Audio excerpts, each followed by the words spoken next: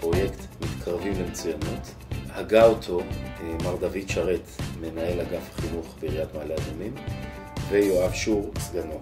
ויחד אנחנו בנינו מודל שהתחיל השנה הזאת בכל בתי הספר היסודיים בעיר מעלה אדומים, מכיתות ג' עד כיתות ו', ששם אנחנו חושפים אותם לארבעה תחומי ידע, ארבעה תחומי העשרה, שהם תיאטרון, טבע וסביבה, אומנות ומנהיגות. תיאטרון רחוב הוא פרויקט קצר טווח, זאת אומרת מגיעים לארבעה מפגשים שבמהלכם לומדים את המתודה של תיאטרון רחוב, ובסופה יש תוצר. הילד מאוד מהר בא לידי ביטוי ורואים אותו. הרבה ילדים בתפיסה שלהם, תיאטרון זה כאילו יש את הכוכב, את השחקן הראשי, יש את העניין הגדול הזה של פחד במה, שאני לא רוצה להיחשף לבד מול קהל.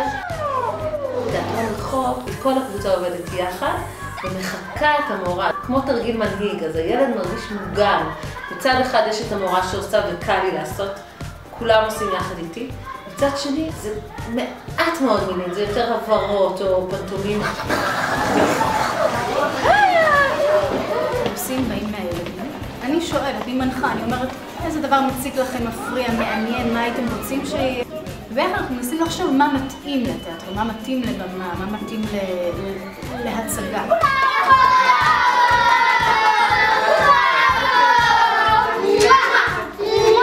וזאת חגיגה לבית הספר. בעצם בית הספר יוצא מתוך הכיתה, התלמידים יוצאים החוצה אל המרחב הציבורי, אם זה בתוך חלל בית ספר, חצר בית הספר, אפילו לרחוב, לכיכר, ומראים את עצמם.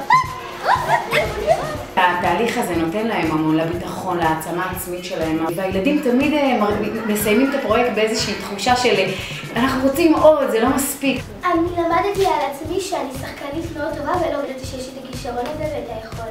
הכל תלוי בכוח הרצון שלך, אם אתה לא תרצה לעשות משהו, אתה לא תצליח. ואיך זה להיות דמות אחרת? גם לפעמים.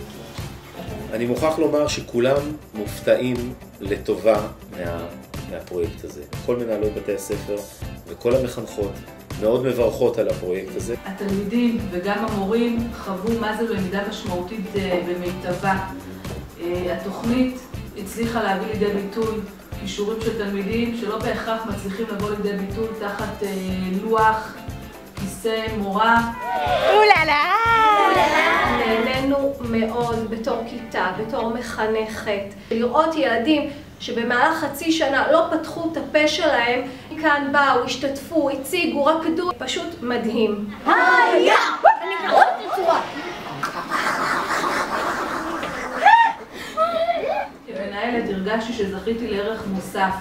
המורים שהיו אומנם מהצד וצפו בנעשה, התחזקה בהם פתאום האמונה שאפשר גם ללמד אחרת.